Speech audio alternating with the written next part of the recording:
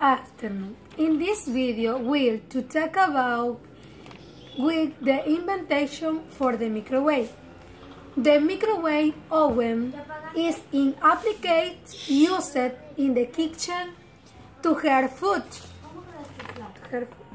It was created in the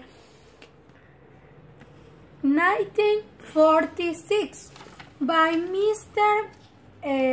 Percy Spencer. The advantage is that it's not very expensive.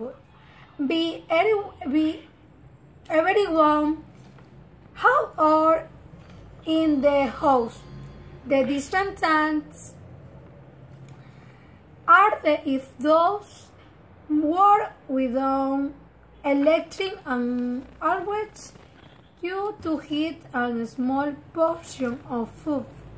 The impact historical is that it helps reduce electric consumption.